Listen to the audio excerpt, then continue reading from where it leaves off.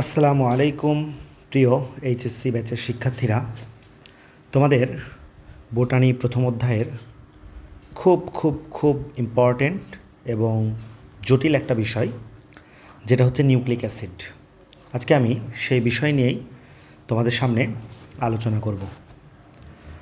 সময় সাপেক্ষ হলেও তোমরা অপেক্ষা করবা এবং জিনিসটা পরিপূর্ণভাবে বুঝে নিবা। তাহলে আসো আমরা শুরু করি আমাদের ক্লাস। তাহলে দেখো, নিউক্লিক অ্যাসিডটা কি? নিউক্লিক অ্যাসিড প্রতিটা সজীব কোষে থাকবে। কোথায় থাকবে? কোষের নিউক্লিয়াসে অবস্থিত। তাহলে প্রতিটি সজীব কোষের নিউক্লিয়াসে অবস্থিত উচ্চ আণবিক ভর বিশিষ্ট এক প্রকার জৈব অ্যাসিডকেই বলা হয় নিউক্লিক অ্যাসিড। এছাড়াও একটু মনে রাখবা যে এই নিউক্লিক অ্যাসিড কী কী নিয়ে গঠিত। এই নিউক্লিক অ্যাসিডটা হচ্ছে কার্বন, হাইড্রোজেন, অক্সিজেন, ঠিক আছে? কী কী থাকতেছে এর মধ্যে? কার্বন, হাইড্রোজেন, অক্সিজেন, নাইট্রোজেন এবং ফসফরাস। তাহলে এই পাঁচটা মৌল দিয়ে নিউক্লিক অ্যাসিড গঠিত। তাহলে প্রশ্ন করতে পারে নিউক্লিক অ্যাসিড কী কী নিয়ে গঠিত। আশা করি তোমরা অ্যান্সার দিতে পারবা যে নিউক্লিক অ্যাসিড হচ্ছে কার্বন, হাইড্রোজেন, অক্সিজেন, নাইট্রোজেন এবং ফসফরাস নিয়ে গঠিত। তো এখানে দুইটা বিষয়ের মান আমাদের লাগে, যে নিউক্লিক অ্যাসিডের মধ্যে নাইট্রোজেনের পরিমাণ কত। মনে রাখবা, নিউক্লিক অ্যাসিডের মধ্যে নাইট্রোজেনের পরিমাণ হচ্ছে 15% এবং ফসফরাসের পরিমাণ হচ্ছে 10%। নিউক্লিক অ্যাসিডে নাইট্রোজেনের পরিমাণ 15% এবং ফসফরাসের পরিমাণ হচ্ছে 10%। ঠিক আছে? আচ্ছা, এছাড়াও মনে রাখবা যে এই যে নিউক্লিক অ্যাসিড, এগুলো কিন্তু কোষের সবচেয়ে বৃহৎ এবং জটিল রাসায়নিক অণু, এবং এরাই হচ্ছে জীবের এক জেনারেশনের সঙ্গে অন্য জেনারেশনের রাসায়নিক সংযোগ রক্ষাকারী উপাদান বলতে পারো। ঠিক আছে? তার মানে বংশগতির ধারা বজায় থাকে এই নিউক্লিক অ্যাসিডের মাধ্যমে। এই জন্য কিন্তু নিউক্লিক অ্যাসিডকে কী বলা হয়? তাহলে এখান থেকে একটা তথ্য মনে রাখবা, একে মাস্টার মলিকিউলও বলা হয়। একে মাস্টার মলিকিউল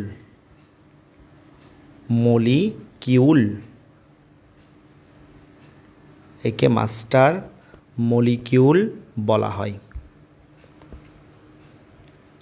ওকে, তাহলে মোটামুটি আমরা এই বিষয়টা জানলাম। যদি এটার অ্যান্সারটা আবার চাই, আমি আবারও বলতেছি। দেখো, যে নিউক্লিক অ্যাসিডকে জীবজগতের বৈশিষ্ট্য বহনকারী, প্রকাশকারী এবং বংশগতির বস্তু হিসেবে চিহ্নিত করা হয়।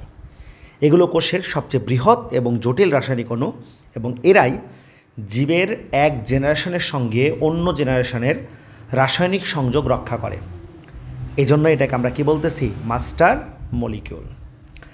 এখন যদি জিজ্ঞেস করে যে নিউক্লিক অ্যাসিড কী কী দিয়ে তৈরি, ঠিক আছে, তার আগে আমরা আরও একটু কথা বলে ফেলি যে ইংলিশে কিন্তু আমরা নিউক্লিক অ্যাসিডকে একটা কথা বলতে পারি, সেটা হচ্ছে nucleic acid is a career of biological information. তাহলে এই তথ্যটা একটু তোমরা মাথায় রাখো। আমরা একটু স্টার চিহ্ন দিয়ে লিখে দিই, এই তথ্যটাও তুমি অ্যাড করে দিবা পরীক্ষার খাতায়, যে nucleic acid is a career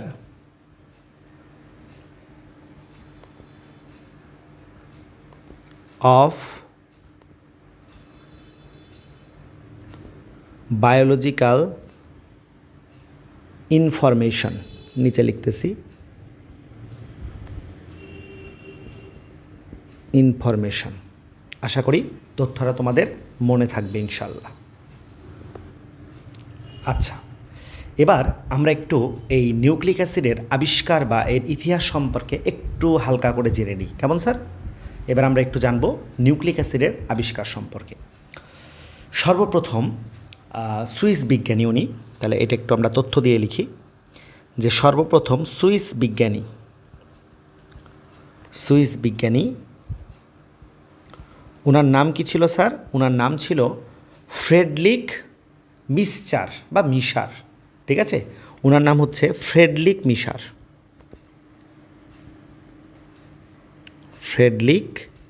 মিশার। মিশার, অনেকে মিক্সচার বলে, ফ্রেডরিক মিশার, নামটা একটু মনে রাখবা।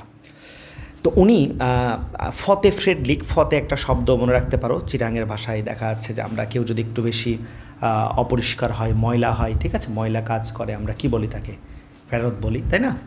তাহলে ফতে ওই ফেরত শব্দটা মনে রাখতে পারো। তাহলে উনি ফেরত একজন ছিল। উনি ফ্রাঙ্কো প্রুশিয়ান যুদ্ধে আহত সৈনিকদের ব্যান্ডেজের, মানে ক্ষত হয়ে গেছিলো, কেটে গেছিলো, ওই ব্যান্ডেজের পুঁজ আছে, যে পুঁজ হয়েছে ঘা, ওই পুঁজের শ্বেত রক্তকণিকা থেকে এই নিউক্লিক অ্যাসিড আবিষ্কার করেন। তাহলে সর্বপ্রথম সুইডিশ বিজ্ঞানী 1869 সালে এটি, মানে নিউক্লিক অ্যাসিড আবিষ্কার করেন। তাহলে কে প্রথম নিউক্লিক অ্যাসিড আবিষ্কার করেন একটু মনে রাখবা, ঠিক আছে? ফ্রেডরিক মিশার প্রথম নিউক্লিক অ্যাসিড আবিষ্কার করেন। এবং দেখো ওনার কাছে, উনি এটা কী থেকে আবিষ্কার করেছেন? শ্বেত রক্তকণিকার নিউক্লিয়াস থেকে আবিষ্কার করেছেন, ঠিক কিনা স্যার? তাহলে উনি কিন্তু প্রথমে এটার মধ্যে মনে করেছিল যে এটা হচ্ছে একটা প্রোটিন। তাহলে কার মধ্যে পেল? নিউক্লিয়াসের মধ্যে। তাহলে এই জন্য উনি কী নাম দিয়েছেন? ভালো করে মনোযোগ দাও। নিউক্লিয়াস থেকে উনি নিয়েছেন নিউক্লিও, ঠিক আছে? কি নিয়েছে? নিউক্লিও, ওটা বাদ দাও। এবং যেহেতু প্রোটিন, এই জন্য লাস্টে ইন নামিয়ে দিয়েছে। কী নাম লাগাই দিয়েছে? ইন। তাহলে তিনি কী নাম দিলেন? নিউক্লিন। এবং নিউক্লিন নাম দেন বা নামকরণ করেন। তাহলে এমসিকিউ খেয়াল করো, কে নিউক্লিক অ্যাসিড আবিষ্কার করেন অথবা কে নিউক্লিন নামকরণ করেন, কত সালে করেন, এই তিনটা তথ্য একটু মনে রাখবা। ভালো কথা। পরবর্তীতে আরেকজন বিজ্ঞানী, তো মনে করো আমরা যে জামা কিনি, আমাদের শার্ট কিনি, তো এটা যদি আমাদের বডিতে না হয়, আমরা তখন টেলার্সের দোকানে যে কী করি বলো, এটাকে অল্টার করি। তো যে ব্যক্তি আসলে অল্টার করেছিলেন উনি ফ্রেডরিক মিশারেরই ছাত্র ছিল। তাহলে একজন মানুষ এই নামটাকে চেঞ্জ করে দিয়েছেন। তাহলে উনি কী করলেন দেখো, উনি এই নিউক্লিন এই নামটাকে উনি চেঞ্জ করলেন। কে চেঞ্জ করলেন? একজন মানুষ যে অল্টার করলেন। তাহলে ওনার নাম কি দেখো? অল্টার থেকে ওয়াল্ট, আর তিনি একজন মানুষ, এই জন্য ম্যান। তাহলে অল্টম্যান এই নামটা তিনি চেঞ্জ করে দিলেন। জাস্ট কত বছর পরে দেখো, ভালোই বছর, খারাপ না, 1889। তাহলে ওটা ছিল 69, প্রায় 20 বছর পরে উনি দেখলেন যে এই যে নিউক্লিন, যেটাকে তিনি তার টিচার যেটাকে প্রোটিন বলেছিল, সেই জিনিসটার মধ্যে তিনি অ্যাসিডের বৈশিষ্ট্য পেলেন। এই জন্য তিনি নাম কী দিয়ে দিলেন বলো? নিউক্লিক অ্যাসিড নামকরণ করলেন। তাহলে তিনি কিন্তু নামকরণ করলেন নিউক্লিক অ্যাসিড।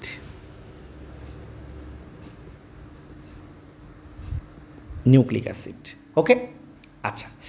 এরপর আমরা যাই আরেকজন রসায়নবিদের কথা একটু জানি, যার নাম হচ্ছে কোসেল, KOSSEL, কোসেল।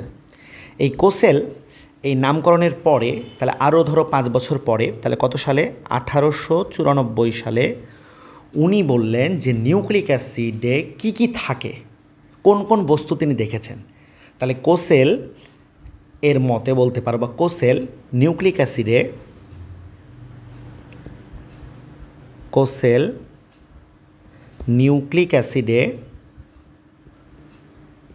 কী কী দেখো? পেন্টোজ, সবাই জানো পেন্টো মানে কি? 5। তাহলে নিউক্লিক অ্যাসিডে পেন্টোজ সুগার,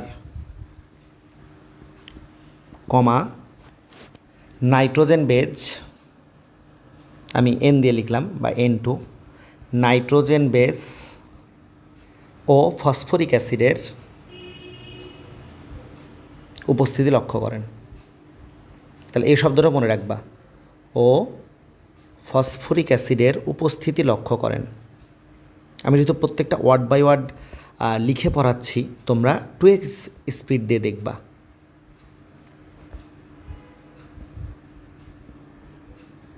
উপস্থিতি লক্ষ্য করেন।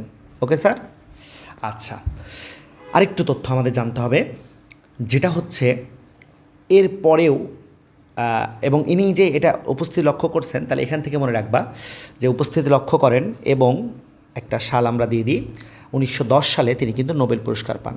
1910 সালে রসায়নে ওটা দরকার নাই, নোবেল পান। 1910-এ কে নোবেল পাইছে এগুলো আসবে না, মানে নোবেল পান বা কে আবিষ্কার করেন এই তথ্যটা। এরপরে মনে রাখবা ওই সমসাময়িককালে আরও কিছু বিজ্ঞানী ছিল, যার মধ্যে একজনের কথা আমি স্পষ্ট করে বলছি, যদিও ছিল 3 জন। একজনের নাম হচ্ছে অ্যাসকোলি, আরেকজনের নাম হচ্ছে লেভাইন এবং আরেকজনের নাম হচ্ছে জোন্স। তাহলে লেভাইনের নামটা আমরা উল্লেখ করে দিই, LEVINE। লেভাইন সালটাও যদি তোমরা বলো যে এক্স্যাক্টলি সালটা আমরা লিখে দিই, 1921 সালে। 1921 সালে, আমি আবারও বলছি, আরও 2 জন ব্যক্তি ছিল, যদিও সব রাইটারের বলে দেওয়া নাই। 1921 সালে উনি ডিএনএ এবং আরএনএ নামে 2 ধরনের নিউক্লিক অ্যাসিড আবিষ্কার করেন। তাহলে ডিএনএ ও আরএনএ নামে 2 ধরনের নিউক্লিক অ্যাসিড আবিষ্কার করেন। তার একটু অ্যান্সার খেয়াল করিও যে কে ডিএনএ আবিষ্কার করেন, লেভেইন। কে আরএনএ আবিষ্কার করেন, লেভেইন। তাহলে ডিএনএ এবং আরএনএ নামে 2 ধরনের নিউক্লিক অ্যাসিড আবিষ্কার করেন। এই তথ্যটা একটু মনে রাখবা, যেহেতু ডিএনএ আরএনএ খুবই গুরুত্বপূর্ণ একটি পড়া। ঠিক আছে, এখন আমরা একটু তাহলে এই নিউক্লিক অ্যাসিডগুলোর গঠন সম্পর্কে একটু দেখে নিই। কী বলো, নিউক্লিক অ্যাসিডগুলো কীভাবে গঠিত হচ্ছে সেটা একটু তোমরা জাজ করো। তাহলে সবার প্রথমে ধরো আমি এখানে সংক্ষেপে NA লিখবো এখন নিউক্লিক অ্যাসিডকে। তাহলে NA নিউক্লিক অ্যাসিডের গঠনটা একটু দেখো কীভাবে গঠিত হচ্ছে নিউক্লিক অ্যাসিড। এই নিউক্লিক অ্যাসিড গঠিত হওয়ার জন্য সবার প্রথমে একটা 5 কার্বনযুক্ত শর্করা লাগবে। তাহলে সেটাকে আমরা কি বলতে পারি বলো, পেন্টোজ সুগার। বানানটা এরকম, আগেরটা ভুল ধরতে পারো, পেন্টোজ সুগার। এই পেন্টোজ সুগারের সাথে নিউক্লিক অ্যাসিড গঠিত হওয়ার জন্য লাগবে হচ্ছে নাইট্রোজেনাস বেজ। নাইট্রোজেনাস বেজ মানে নাইট্রোজেন ঘটিত ক্ষারক লাগবে, এবং তার সাথে লাগবে হচ্ছে ফসফেট বা ফসফরিক অ্যাসিড। আমি ফসফেট দিলাম। Clear sir? আচ্ছা, তাহলে এই নিউক্লিক অ্যাসিডের মধ্যে আমরা 2 ধরনের পেয়েছি, আমরা 2 ধরনের প্রকারভেদ পেয়েছি, বুঝতেই পারছো। তো এর মধ্যে যদি আমি এখন বলি যে ডিএনএটা কীভাবে গঠিত হয়, তাহলে খেয়াল করো সবাই, এর ডিএনএর গঠনটাও কেমন স্যার? ডিএনএর গঠনটা হচ্ছে, ডিএনএর জন্য যে শর্করা লাগবে এই তার নামের জন্যই কিন্তু হয়েছে ডিএনএ। তাহলে তার নাম হচ্ছে ডিঅক্সি রাইবোজ, পেন্টোজ রাইবোজ মানে 5 আসলে, আর শব্দের শেষে ওজ থাকলে শর্করা মনে রাখবা। তাহলে deoxyribose sugar, sugar plus nitrogenous base plus phosphate. Okay sir? আচ্ছা, আরও এক ধরনের কথা বলা হয়েছে যেটা হচ্ছে আরএনএ। তাহলে আরএনএর গঠনের মধ্যে আমরা কি কি পাবো দেখো, আরএনএর গঠনের মধ্যে আমরা পাবো হচ্ছে রাইবোজ সুগার। তাহলে আরএনএতে কিন্তু ডিঅক্সি না, আরএনএতে হচ্ছে রাইবোজ সুগার। আমরা ওয়ার্ড বাই ওয়ার্ড বুঝবো ইনশাল্লাহ। তাহলে আরএনএতে হচ্ছে রাইবোজ সুগার, সু দন্ত স নয়, প্লাস নাইট্রোজেনাস বেজ এবং ফসফেট। জিনিসটা কিন্তু খুব বেশি কঠিন নয়, সহজ আছে। আচ্ছা, এখন এদের যে একটা গঠিত হচ্ছে, মানে একটা অংশ গঠিত হচ্ছে, কিন্তু একটু তুমি জাস্ট তোমার মতো করে মাথায় রাখবা যে এখানে কিন্তু আরও বেশ কিছু বিষয় জড়িত থাকবে। ঠিক আছে, এই জায়গাতে আরও বেশ কিছু বিষয় জড়িত থাকবে। এই বিষয়গুলোকে আমাদের উপলব্ধি করতে হবে যে এখানে শুধু এতটুকু না, এখানে আরও কিছু বিষয় যুক্ত থাকবে। তো সেই যুক্ত বিষয়গুলো কী কী আমরা এই কালি ব্যবহার করলাম, খেয়াল করো। যদি পেন্টোজ সুগারের সাথে নাইট্রোজেন বেস যুক্ত হয়, যদি পেন্টোজ সুগারের সাথে এই নাইট্রোজেন বেসটা যুক্ত হয়, তখন কিন্তু সেখানে একটা যৌগ গঠিত হয়। আর এই যৌগটার নামই হচ্ছে, যেহেতু এটা নিউক্লিয়াসের মধ্যেই হয়, এজন্য নামটা কী দেওয়া হচ্ছে দেখো, এটার নাম হচ্ছে নিউক্লিওসাইড। কী নাম স্যার? নিউক্লিওসাইড। এবং যখন এই নিউক্লিওসাইডের সাথে আবার ফসফেট যুক্ত হয়, তাহলে নিউক্লিওসাইড প্লাস এই ফসফেট, তখন যে যৌগটা গঠিত হয়, নিউক্লিওসাইড এবং ফসফেটের বন্ধনে যে যৌগটা গঠিত হয় তার নাম কিন্তু স্যার নিউক্লিওটাইড। এটার নাম হচ্ছে নিউক্লিওটাইড। নিউক্লিওটাইড। তাহলে নিউক্লিক অ্যাসিড আসলে কি স্যার? নিউক্লিক অ্যাসিড হচ্ছে পলি নিউক্লিওটাইডের পলিমার। পলি নিউক্লিওটাইডের পলিমার, এটা হচ্ছে পলি নিউক্লিওটাইডের পলিমার। নিউক্লিক অ্যাসিড কি স্যার বলেন? পলি নিউক্লিওটাইডের পলিমার। পলি নিউক্লিওটাইডের পলিমারই হচ্ছে এই নিউক্লিক অ্যাসিড। আশা করি তোমাদের বুঝতে অসুবিধা হয় নাই। ঠিক একইভাবে এই যে ডিঅক্সিরাইবোজ সুগারের সাথে যখন নাইট্রোজেন বেস যুক্ত হবে ডিঅক্সিরাইবোজ শর্করার সাথে, তখন যে যৌগটা গঠিত হবে তার নাম হচ্ছে ডিঅক্সিরাইবো নিউক্লিওসাইড, এবং তার সাথে যখন ফসফেট যুক্ত হবে তখন সেটা হবে ডিঅক্সিরাইবো নিউক্লিওটাইড। কী নাম হবে বলো? Deoxyribo nucleotide. আর একটু মনে রাখবা, যখন আরএনএর ক্ষেত্রে রাইবোজ সুগারের সাথে নাইট্রোজেন বেস যুক্ত হবে, যখন আরএনএর ক্ষেত্রে রাইবোজ সুগারের সাথে নাইট্রোজেন বেস যুক্ত হবে, তখন যে যৌগটা গঠিত হবে তার নাম হবে রাইবো নিউক্লিওসাইড, এবং এই রাইবো নিউক্লিওসাইডের সাথে যখন ফসফেট যুক্ত হবে তখন তার নাম হবে রাইবো নিউক্লিওটাইড। তাহলে এখন যদি আমি তোমাকে বলি যে রাইবোজ সুগার কাকে বলে, বলবা নিউক্লিক অ্যাসিডে রাইবোজ সুগার থাকলে, বা আরএনএ কাকে বলে এটাও বলা যায়। যাই হোক, নিউক্লিক অ্যাসিডে যদি রাইবোজ সুগার থাকে, যে নিউক্লিক অ্যাসিডে রাইবোজ সুগার থাকে তাকে আরএনএ বলে, আর যে নিউক্লিক অ্যাসিডে ডিঅক্সিরাইবোজ সুগার থাকে তাকে ডিএনএ বলে। আরেকবার বলে ফেলো সবাই, যে নিউক্লিক অ্যাসিডে কি থাকে স্যার? যে নিউক্লিক অ্যাসিডে রাইবোজ সুগার থাকে তাকে আরএনএ, এবং যে নিউক্লিক অ্যাসিডে ডিঅক্সিরাইবোজ সুগার থাকে তাকে ডিএনএ বলে। আশা করি তোমাদের এই কনসেপ্টটা ক্লিয়ার হয়েছে। আচ্ছা, এবার আমরা একটা জিনিস দেখি। দেখো, নিউক্লিক অ্যাসিড, ঠিক আছে? এই নিউক্লিক অ্যাসিডের একক হচ্ছে নিউক্লিওটাইড। আমরা ইতিমধ্যে বলে আসলাম যে একটা নিউক্লিওটাইড এরকম যখন অনেকগুলো নিউক্লিওটাইড একত্রিত হবে তখন একটা নিউক্লিক অ্যাসিড গঠিত হবে। তাহলে নিউক্লিক অ্যাসিডের একক কি? নিউক্লিওটাইড। ডিএনএর একক কি? নিউক্লিওটাইড। আরএনএর একক কি? নিউক্লিওটাইড। যদিও সেক্ষেত্রে আমরা যদি ভালো করে বলার চেষ্টা করি তাহলে শব্দটা হবে ডিঅক্সি রাইবোনিউক্লিওটাইড এবং রাইবোনিউক্লিওটাইড। আচ্ছা, এখন আমরা বললাম একটু আগে যে এই যে পেন্টোজ সুগারের সাথে যখন নাইট্রোজেন বেস যুক্ত হয় তখন নিউক্লিওসাইড তৈরি হয়, এবং নিউক্লিওসাইডের সাথে যখন ফসফরিক অ্যাসিড বা ফসফেট যুক্ত হয় তখন নিউক্লিওটাইড গঠিত হয়। দেখো, এই পেন্টোজ সুগার কিন্তু আবার দুই ধরনের, সেটাও আমরা পড়ে আসছি। একটা হচ্ছে রাইবোজ, যেটা আরএনএতে থাকে, আর একটা হচ্ছে ডিঅক্সিরাইবোজ, যেটা ডিএনএতে থাকে। এবং এই নিউক্লিক অ্যাসিডটা কী কী দিয়ে তৈরি? নিউক্লিক অ্যাসিডটা হচ্ছে নাইস চপস দিয়ে তৈরি। তাহলে এই ইনফরমেশনটা একটু মনে রাখো যে নিউক্লিক অ্যাসিডটা হচ্ছে কী দিয়ে তৈরি স্যার? নাইস চপস দিয়ে তৈরি। নিউক্লিক অ্যাসিডটা কী দিয়ে তৈরি স্যার?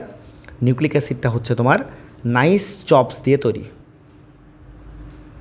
নাইস চপস আমি আগে লিখে দিয়েছি, এটা ছন্দ হলো। তাহলে এনে নাইট্রোজেন, সিতে কার্বন, এইচে হাইড্রোজেন, ওতে অক্সিজেন, পিতে ফসফরাস, এসটা বাদ দিই, নাইস চপ দাও। চপস না, নাইস চপ, এখানে সালফার থাকবে না, নাইস চপ। ওকে, যাক, এবার আসো আমরা চলে যাই আমাদের যে কাঙ্ক্ষিত পড়া, সেখানে আমরা চলে যাই। এবার আমরা এই জিনিসটাকে খুব খুব খুব যত্নের সহিত ভালো করে একটু বোঝার চেষ্টা করব। কোনটাকে স্যার? এই নাইট্রোজেন বেসটাকে। এই নাইট্রোজেন বেসটাকে আমরা খুবই খুবই খুবই চমৎকারভাবে একটু বোঝার চেষ্টা করব। এখানে পুরো ক্লাসটাই হচ্ছে একটু কেমিক্যাল টাইপের ক্লাস, ঠিক আছে? খুব কেমিক্যাল টাইপের ক্লাস। তাহলে খেয়াল করো যে এই যে নিউক্লিক অ্যাসিড তৈরি হলো, তাহলে কী দিয়ে তৈরি হলো একটু সংক্ষেপে যদি আমরা বলি, তাহলে এটা তৈরি হলো, দেখো, একটা হচ্ছে এস দিয়ে তৈরি হলো, যেটা পেন্টোজ সুগার। তার মানে এটা তৈরি হলো হচ্ছে এস দিয়ে। আমি একটা অন্য কালার নিই এখানে। এটা তৈরি হলো ধরো এই এস দিয়ে তৈরি হলো। এটা তৈরি হলো এন দিয়ে, নাইট্রোজেন গঠিত ক্ষারক, এবং এটা তৈরি হলো হচ্ছে পি দিয়ে বা ফসফরাস দিয়ে। তাহলে এস এন পি দিয়ে এটা গঠিত হলো, এস এন পি দিয়ে এটা গঠিত হলো। তাহলে সবাই একটু রিভাইজ করো, যখন এসের সাথে এন যুক্ত হবে তখন কোন যৌগ তৈরি হয়? তাহলে আমি এখানে একটু তোমাদেরকে সারমর্ম করে দিচ্ছি আবারও, যে এখানে তাহলে কি হচ্ছে সারমর্মটা, যে এসটা কয় কার্বনের স্যার? এসটা হচ্ছে 5 কার্বনের। সুগার কয় কার্বনের স্যার? 5 কার্বনের। সুগার হচ্ছে 5 কার্বনের। এবং আমি তোমাদেরকে এই ক্লুটা বলেছি কিন্তু, যে শর্করা শর্করা মানেই হচ্ছে 5 কার্বন বিশিষ্ট, ঠিক আছে। তো এর সাথে যুক্ত হবে কে? এর সাথে যুক্ত হবে এন, নাইট্রোজেন ঘটিত ক্ষারক। তাহলে সুগার এবং নাইট্রোজেন ঘটিত ক্ষারক যদি যুক্ত হয় তখন যে যৌগটা তৈরি হয় তার নাম কি স্যার? তার নাম হচ্ছে নিউক্লিও, তার নাম হচ্ছে নিউক্লিওসাইড। Nucleoside, nucleoside. এটা নিউক্লিয়াসের মধ্যে ঘটছে এবং সাইড তৈরি করতেছে, এই জন্য নিউক্লিওসাইড। আর এই নিউক্লিওসাইডের সাথে যখন আবার কে এসে যুক্ত হবে বলো?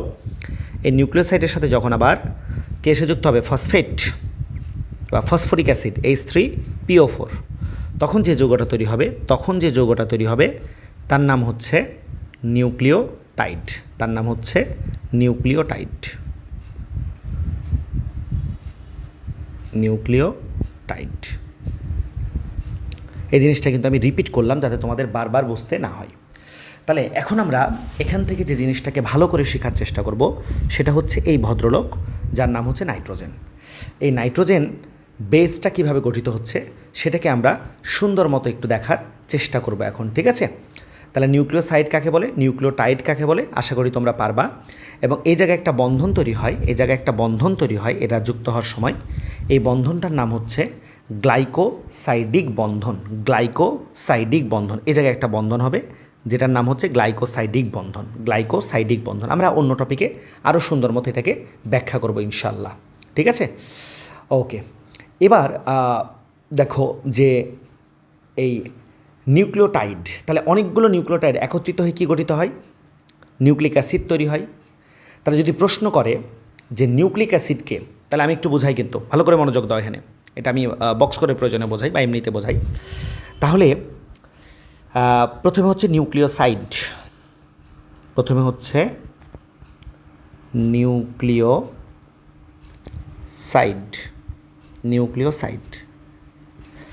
নিউক্লিওসাইডের পরে কী তৈরি হচ্ছে বলো? নিউক্লিওটাইড।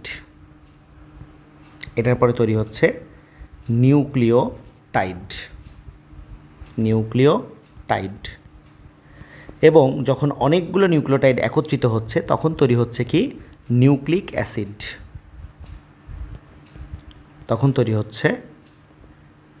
Nucleic acid.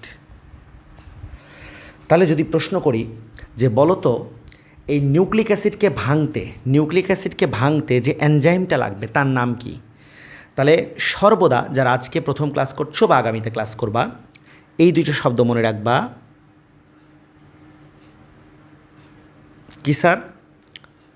যে শব্দের শেষে ওজ মানে হচ্ছে শর্করা, এবং শব্দের শেষে এই এজ মানে হচ্ছে এনজাইম। শব্দের শেষে ওজ শর্করা এবং শব্দের শেষে এজ হচ্ছে কি বলো? এনজাইম। তাহলে বলো নিউক্লিক অ্যাসিডকে ভাঙতে যে এনজাইম লাগবে তার নাম আমি কি বলতে পারি? এই এনজাইমটার নাম হচ্ছে নিউক্লিয়েজ। নিউক্লিয়েজ এনজাইমটা এখানে কাজ করবে। আর যখন নিউক্লিওটাইডকে আমি ভাঙবো, তাহলে নিউক্লিক অ্যাসিডকে ভাঙতে কি লাগতেছে? নিউক্লিয়েজ এনজাইম। তাহলে নিউক্লিয়েজ এনজাইম যখন নিউক্লিক অ্যাসিডকে ভাঙবে তার মধ্যে কিন্তু আমি নিউক্লিওসাইডগুলো পাবো। এখন যদি নিউক্লিওসাইডকে ভাঙতে হয়, নিউক্লিওটাইডকে আগে দিই, তাহলে সে জায়গায় এনজাইমের নামটা কী হবে? তোমরা নিজেরাই চিন্তা করো যে এই জায়গায় এনজাইমটা কী লাগবে। এই জায়গায় এনজাইমের নাম হবে নিউক্লিওটাইডেজ। কী হবে বলো? নিউক্লিওটাইডেজ। এই জায়গায় এনজাইমের নাম হবে নিউক্লিওটাইডেজ। তাহলে ওপরেরটা কী হবে বলো? নিউক্লিওসাইডকে ভাঙতে যে এনজাইমটা লাগবে তার নাম হচ্ছে নিউক্লিওসাইডেজ। আশা করি এনজাইমের নামগুলো নিয়ে তোমাদের আর ঝামেলা হবে না ইনশাআল্লাহ। নিউক্লিওসাইডেজ। ওকে, তাহলে এবার আমরা চলে যাচ্ছি যে কিভাবে এখান থেকে আমরা এখন বিস্তারিতভাবে শিখতে পারি, সেই টপিকে আমরা একটু চলে যাচ্ছি এখন। তাহলে সবাই আবারও নতুনভাবে মনোযোগ দাও যে এখন আমি তোমাদেরকে যে টপিকটা নিয়ে আলোচনা করব সেটা হচ্ছে নাইট্রোজেন ঘটিত ক্ষারক। তো এখন আমাদের যে টপিকটা সেটা হচ্ছে নাইট্রোজেন ঘটিত ক্ষারক। নাইট্রোজেন ঘটিত ক্ষারক, নাইট্রোজেন ঘটিত ক্ষারক। আচ্ছা, প্রথম কথা হচ্ছে নাইট্রোজেন ঘটিত ক্ষারক কয় প্রকার? 2 প্রকার। কতটি কিন্তু জিজ্ঞেস করি নাই, বলেছি কয় প্রকার। তাহলে নাইট্রোজেন ঘটিত ক্ষারক হচ্ছে 2 প্রকার। কি কি স্যার? একটা হচ্ছে পিউরিন, একটা হচ্ছে কি পিউরিন, এবং অপরটি হচ্ছে পাইরিমিডিন। তাহলে একটা পিউরিন এবং অপরটি হচ্ছে পাইরিমিডিন। পিউরিন এবং পাইরিমিডিন, পিউরিন এবং পাইরিমিডিন। তাহলে PURINEPYRIMIDINE,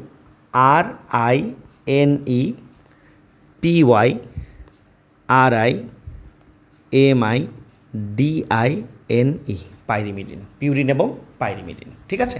আচ্ছা, তাহলে এগুলো হচ্ছে নাইট্রোজেন ঘটিত ক্ষারক, মানে নাইট্রোজেন যুক্ত ক্ষারক, এক কথায় ধরতে পারো নাইট্রোজেন ঘটিত ক্ষারক। এখন পরের প্রশ্ন যদি আমরা চলে যাই যে স্যার পিউরিন কয় প্রকার? এই পিউরিন কিন্তু 2 ধরনের। পিউরিন কয় ধরনের বলো? পিউরিন হচ্ছে 2 ধরনের। পিউরিন 2 ধরনের। আবার যদি প্রশ্ন করে স্যার পাইরিমিডিন কয় ধরনের? পাইরিমিডিন কিন্তু হচ্ছে তোমার 3 ধরনের। পিউরিন 2 ধরনের এবং পাইরিমিডিন হচ্ছে 3 ধরনের। ওকে, আচ্ছা, তাহলে পাইরিমিডিন 3 ধরনের কি কি সেটা আমরা একটু খেয়াল করি। পাইরিমিডিন 3 ধরনের হচ্ছে তোমার, 3 ধরনেরগুলো আমরা এখানে লিখে দিচ্ছি। নাম্বার ওয়ান হচ্ছে, কার কথা বলতে পারি আমরা? সাইটোসিন। তাহলে নাম্বার 1 হচ্ছে সাইটোসিন, আগে পিছিয়ে বললে সমস্যা নাই, সাইটোসিন। নাম্বার 2 হচ্ছে ইউরাসিল, যদিও সেটা আরএনএতে থাকে, ইউরাসিল, ইউরাসিল। আর নাম্বার 3 হচ্ছে তোমার থাইমিন, নট থায়ামিন। ঠিক আছে, সবাই একটু মাথায় রাখো এই শব্দটা কিন্তু থাইমিন। থাইমিন, থায়ামিন হচ্ছে ভিটামিন B1-এর অপর নাম। তাহলে এসএসসিতে তোমরা যেটা শিখেছো সেটা কিন্তু সঠিক শিখো নাই, মাথায় রাখিও, এটা কিন্তু খুব খুব ইম্পর্টেন্ট কথা। এই কথাটাকে খুব ভালো করে মনে রাখবা। It's not thiamine, it's thymine. কারণ কি দেখো, কারণটাও আমি তোমাদেরকে বর্ণনা করি, তাহলে আশা করি তোমরা বুঝতে পারবা। কারণটা হচ্ছে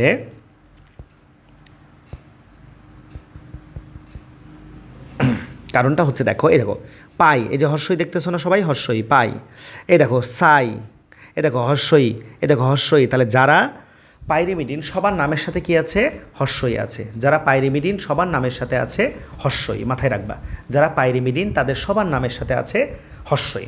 তাহলে সাইটোসিনকে আমরা কি দিয়ে প্রকাশ করি? সাইটোসিনকে আমরা প্রকাশ করি সি দিয়ে, ইউরাসিলকে আমরা প্রকাশ করি ইউ দিয়ে, এবং থাইমিনকে আমরা প্রকাশ করি কি দিয়ে? টি দিয়ে। ঠিক আছে, আচ্ছা, এদের নাম এমন কেন হয়েছে সেটাও আমরা ব্যাখ্যা করবো আস্তে ধীরে। এবার আসো যে এরা 2 ধরনের কি কি। তাহলে এরা 2 ধরনের হচ্ছে, 1 নাম্বার হচ্ছে অ্যাডেনিন। তাহলে এরা 2 ধরনেরগুলো কী কী আমরা দেখি। 1 নাম্বার হচ্ছে অ্যাডেনিন, সরে জফলা দেওয়া যায় তো, যাই হোক। এবং 2 নাম্বারটা হচ্ছে গুয়ানিন। 2 নাম্বারটা হচ্ছে কি স্যার? গুয়ানিন। তাহলে অ্যাডেনিন এবং গুয়ানিন, অ্যাডেনিন এবং গুয়ানিন, যাদেরকে আমরা এ এবং জি দিয়ে প্রকাশ করে থাকি, এ এবং জি দিয়ে প্রকাশ করে থাকি। এবার একটু নামকরণগুলো খেয়াল করো। সেটা হচ্ছে এই যে অ্যাডেনিন, এই জিনিসটা কোথা থেকে আসছে? তাহলে সবাই খেয়াল করো, এই অ্যাডেনিন, এটা অ্যাডিনো, অ্যাডেনিন গুয়ানিন দুইটাই আমি বলতে পারি, বা অ্যাডেনিন ধরো। অ্যাডেনিন জিনিসটা গ্রন্থি থেকে আসছে। কী থেকে আসছে স্যার? অ্যাডিনো জিনিসটা পাওয়া গেছে গ্রন্থি থেকে। আর এদেরকে যখন আমরা স্ট্রাকচার করব তখন 9টা কোণা লাগবে, এই জন্য নামটা হয়েছে অ্যাডেনাইন। কী নাম হয়েছে স্যার? অ্যাডেনাইন। তাহলে অ্যাডেনিনটা গ্রন্থি থেকে আসছে, আর অ্যাডিনো মানে হচ্ছে গ্রন্থি। অ্যাডিনো মানে কি স্যার? গ্রন্থি। ওকে, এটা মতান্তর আছে, কেউ বলেছে থাইমাস গ্রন্থি থেকে পেয়েছে, আবার কেউ বলেছে হচ্ছে তোমার অগ্ন্যাশয়ের গ্রন্থি থেকে পাইছে। এক কথায় গ্রন্থি থেকে পাইছে। গুয়ানিন, গু গু হাগু মুতু হাগু, এই যে হাগু গু, হ্যাঁ, এই গু থেকে পাওয়া গেছে গুয়ানিন।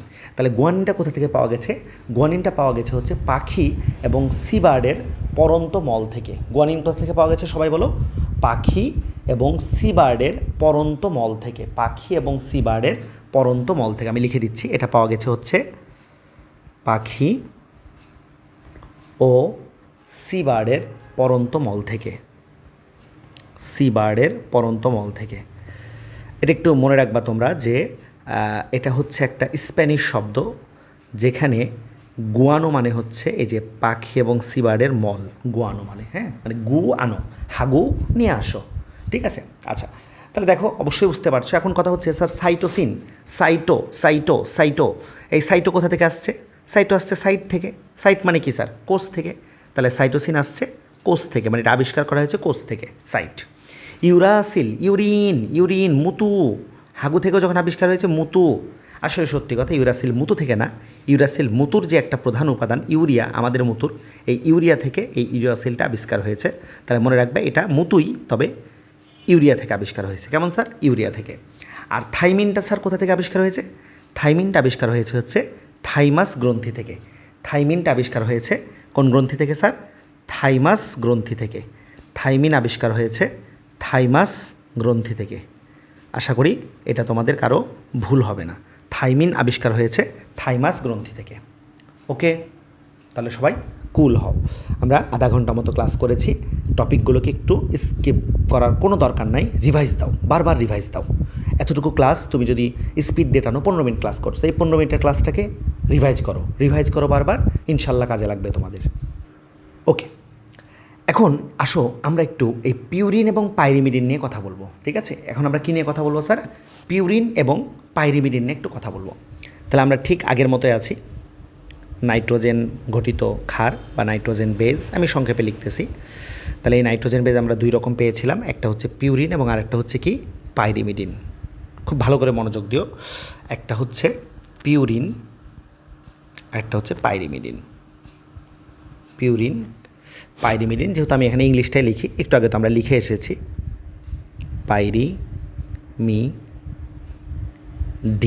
পাইরিমিডিন। ওকে, আচ্ছা, তাহলে প্রথম কথা হচ্ছে যে পিউরিন এবং পাইরিমিডিন। প্রথম কথা, পিউরিন কাকে বলে? তাহলে মনে রাখবা এই কথাগুলোকে আমরা যেভাবে দিচ্ছি। পিউরিন হচ্ছে কি স্যার? পিউরিন হচ্ছে দুই বলয়, দুই রিং বা বলয়, দুই রিং গঠন বিশিষ্ট নাইট্রোজেন বেজকে পিউরিন বলে। আর পাইরিমিডিন কাকে বলে স্যার? এক রিং গঠন বিশিষ্ট নাইট্রোজেন বেজকে পাইরিমিডিন বলে। তাহলে স্যার দুই রিং এবং এক রিং মানে কি? মনে করো আমি একটা বেঞ্জিন আঁকলে, এই যে একটা বেঞ্জিন আঁকলাম, এটা একটা রিং, এই যে তার পাশে আর একটা আঁকলাম, এটা আর একটা রিং, এই হলো দুই রিং। তাহলে পিউরিন যারা, তাদেরকে যদি আমি এই বলয় স্ট্রাকচারে আঁকতে চাই, বুঝাইতে চাই, তাহলে আমার দুইটা রিং স্ট্রাকচার লাগবে, একটা রিং, দুইটা রিং লাগবে। কিন্তু পাইরিমিডিন যারা আছে একটু আগে বলেই দিয়েছি কারা আছে, CUT, এদেরকে আঁকতে গেলে আমার একটাই রিং স্ট্রাকচার লাগবে। এই জন্য তারা হচ্ছে কি? তারা হচ্ছে পাইরিমিডিন, ঠিক আছে? পাইরিমিডিন। তাহলে আশা করি সংজ্ঞাগুলো তোমরা পারবা, যে পিউরিন কাকে বলে এবং পাইরিমিডিন কাকে বলে। ইনশাল্লাহ তোমরা পারবা, এটা ধরে নিলাম। ওকে, তাহলে আসো আমরা পরবর্তী পার্টে যাই। পরবর্তী পার্ট হচ্ছে যে এই যে পিউরিন এবং পাইরিমিডিন। এখন কথা হচ্ছে যে পিউরিন কে কে? তাহলে পিউরিন কে কে আমরা একটু দেখি। পিউরিনের সদস্য হচ্ছে আমি গরু, এ, এবং আরেকজন হচ্ছে জি। তাহলে পিউরিনের সদস্য হচ্ছে আমি গরু।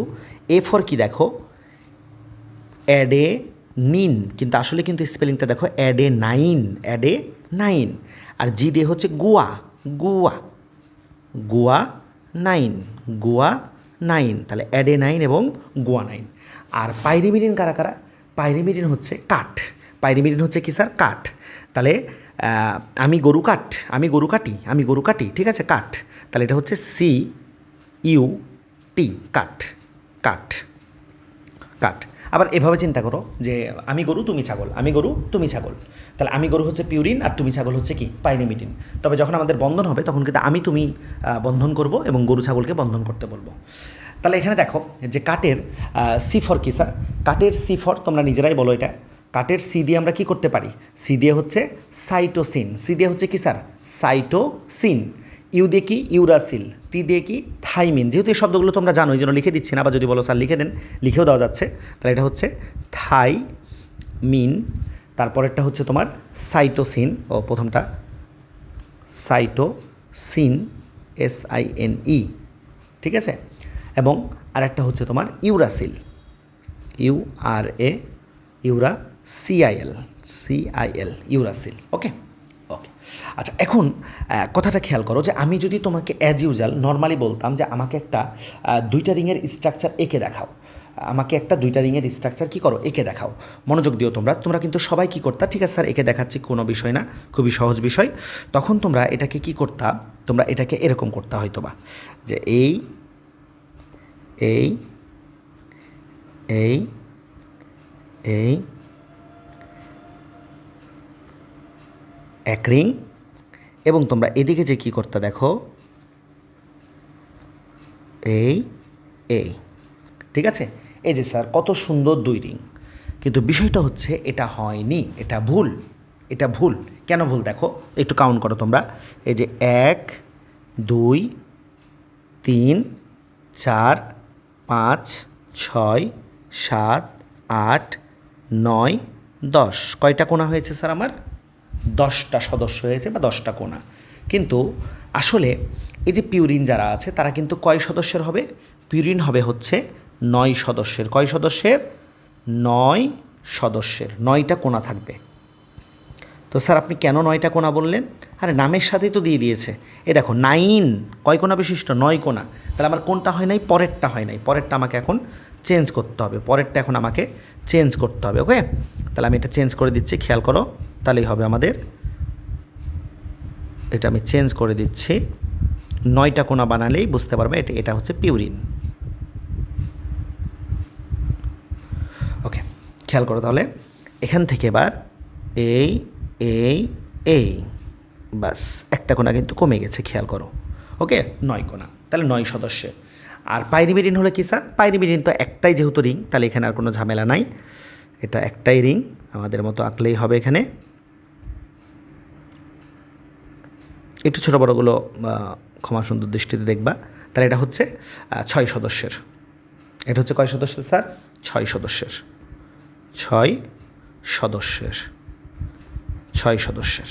ওকে, এবার আসো যে এদের পরবর্তী পার্ট, যে এদেরকে আমরা আঁকবো কীভাবে বা কিছু, তার আগে একটু সবাই খেয়াল করো যে এদের সাধারণ সংকেতটা কেমন, এদের সাধারণ সংকেতটা কেমন সেটা আমরা একটু দেখি। তাহলে এবার আমরা কি দেখব, পিউরিন এবং পাইরিমিডিনের সাধারণ সংকেত, পিউরিন এবং পাইরিমিডিনের সাধারণ সংকেত। তাহলে দেখো আমাদের দেহে কি পিউরিন পাইরিমিডিন নাই, অবশ্যই আছে। আমরা কি যৌগ স্যার, জৈব। তাহলে তোমরা সবাই জানো যে জৈব যৌগ হওয়ার সত্য কী, জৈব যৌগ হতে হলে তার মধ্যে কার্বনও থাকতে হবে, হাইড্রোজেনও থাকতে হবে। তাহলে পিউরিনের মধ্যেও কার্বন হাইড্রোজেন আছে, আবার পাইরিমিডিনের মধ্যেও কে কে আছে বলো, কার্বন আছে, হাইড্রোজেন আছে। এরা নিজেরা আবার কি, ওপর থেকে খেয়াল করে, এরা নিজেরা হচ্ছে নাইট্রোজেন ঘটিত যৌগ।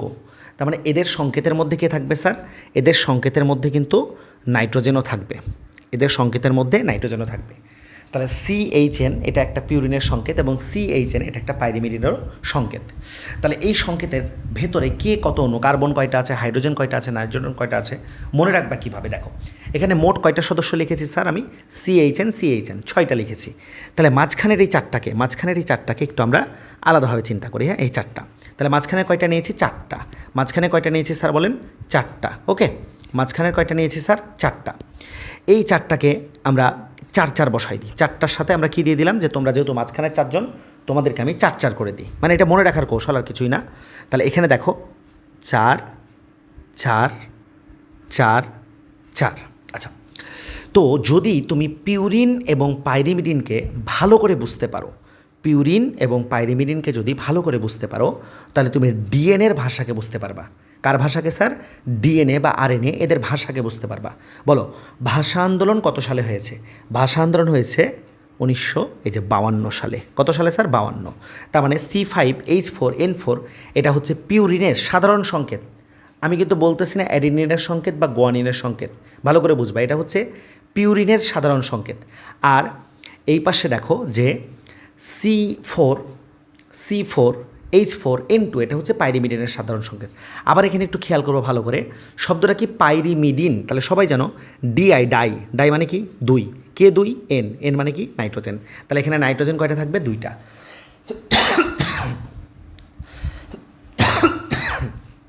সবাই বলো নাইট্রোজেন কয়টা থাকবে, 2টা। ওকে, আচ্ছা, তাহলে আমরা চলে যাচ্ছি আমাদের পরবর্তী পার্টে, যে এই জিনিসটা আসলে ডিএনএর মধ্যে কিভাবে থাকে, এই জিনিসটা ডিএনএর মধ্যে কিভাবে থাকে সেটাকে একটু বোঝার চেষ্টা করি।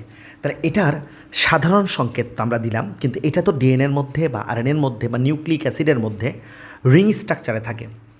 তাহলে এটার আমি রিং স্ট্রাকচারটা কীভাবে আঁকবো সেটাকে একটু তোমাদের সামনে এখন শিখিয়ে দিচ্ছি আমি, ঠিক আছে? মনোযোগ দিও। এটা রিং স্ট্রাকচারটা কীভাবে আঁকবো। তাহলে অবশ্যই বুঝছো, যেহেতু এটা একটা পিউরিন, তাহলে পিউরিন হলে আমাকে আগে কয়টা রিং স্ট্রাকচার আঁকতে হবে স্যার? 2টা। তাহলে আমি আগে 2টা রিং স্ট্রাকচারটা এঁকে নিই সুন্দর করে। সবাই কিন্তু খেয়াল করবা, এই রিংগুলো বোঝা তোমাদের জন্য মোস্ট ইম্পর্ট্যান্ট।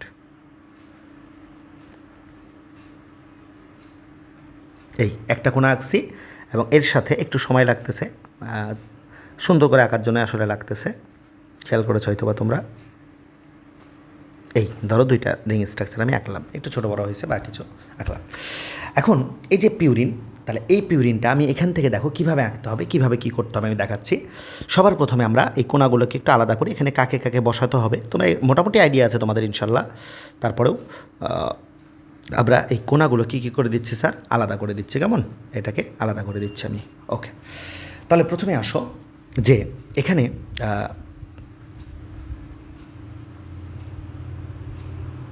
এখানে কি হচ্ছে আমরা একটু দেখি। এরকম একটু বাঁকা করে দিলাম ভালোর জন্য আর কি। তাহলে এখানে আমি এখন এটা ভরাট করব। প্রথম কথা হচ্ছে এরা কি, এরা হচ্ছে নাইট্রোজেন বেজ। তাহলে সবার আগে এখানে প্রায়োরিটি কে পাবে স্যার? নাইট্রোজেন পাবে। তো প্রথমটা যখন এই যে 2টা রিং স্ট্রাকচার আছে তখন মনে রাখবা তোমরা যে প্রথমটাকে আমরা কি করব, প্রথমটাকে হচ্ছে আমরা এই ঘড়ির কাঁটার বিপরীত দিকে চিন্তা করব, ঘড়ির কাঁটার বিপরীত দিকে, কিন্তু পরের বলাইটা কিন্তু সেম এই ঘড়ির কাঁটার দিকেই হবে। হ্যাঁ, ঘড়ির কাঁটা যেভাবে ঘুরে ওইভাবে। আর পাইরিমিডিনের ক্ষেত্রে কোনো সমস্যা নাই, সেটা ঘড়ির কাঁটার দিকেই হবে পাইরিমিডিনের ক্ষেত্রে, কাজেই এটা নিয়ে কোনো সমস্যা আমাদের নাই ইনশাল্লাহ। তাহলে এটা ঘড়ির কাঁটার দিকেই হবে, এরকম করেই ঘুরবে, ঘড়ির কাঁটা যেভাবে ঘুরে সেম প্যাটার্নেই ঘুরবে, সমস্যা নাই ইনশাল্লাহ। ওকে, তাহলে প্রথমে আসো আমরা একটার কোণা ভরাট করব। তাহলে কোণার আগে আমি একটু তোমাদেরকে কার্বনের নাম্বারটা বা কোণার নাম্বারিংটা করে দিচ্ছি।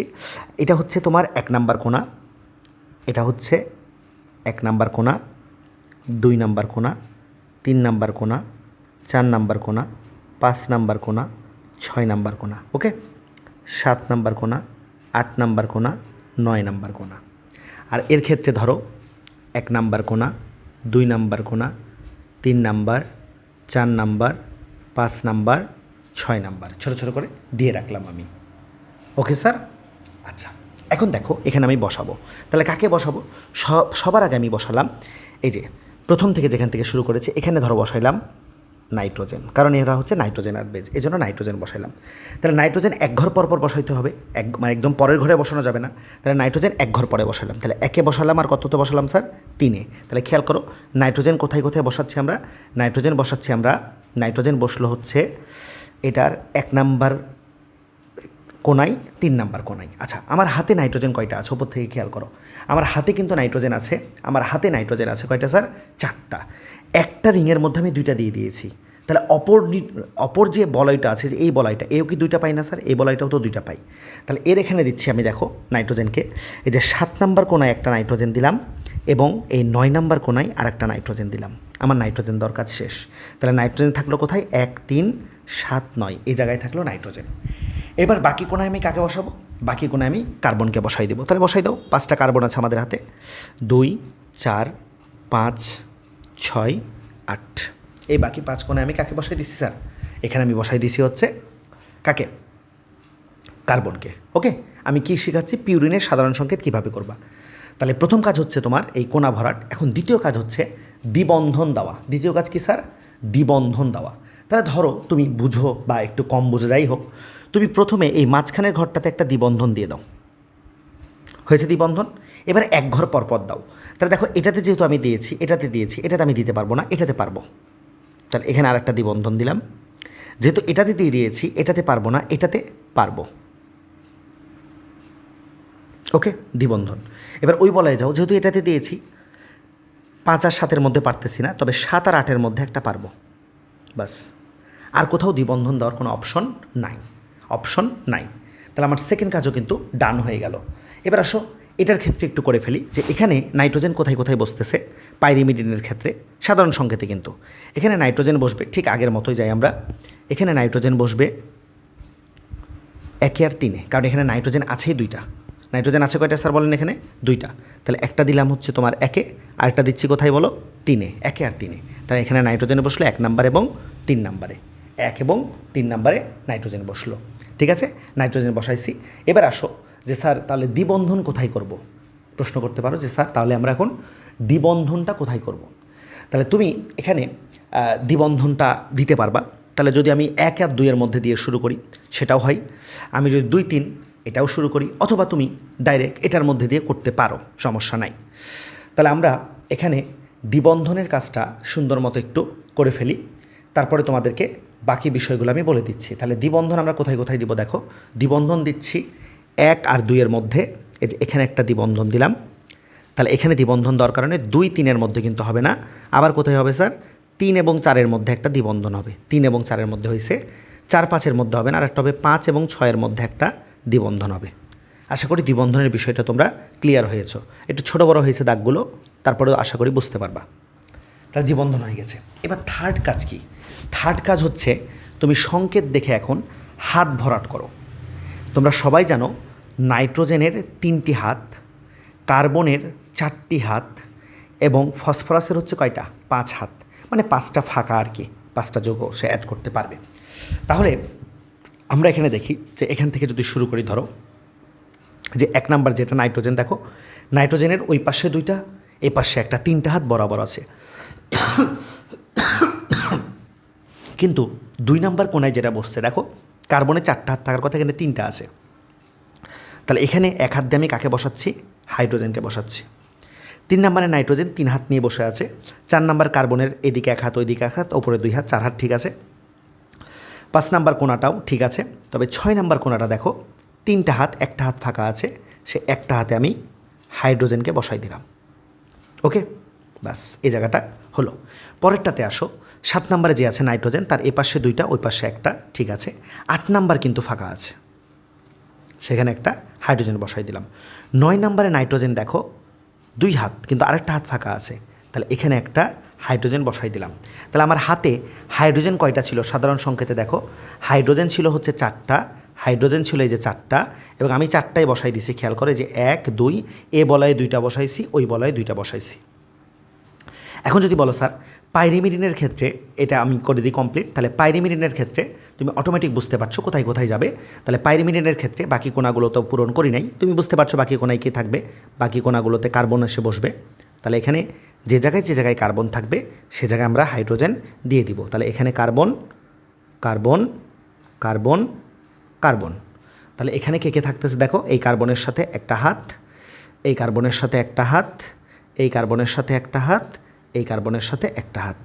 হয়ে গেল পিউরিন এবং পাইরিমিডিনের সাধারণ সংকেত।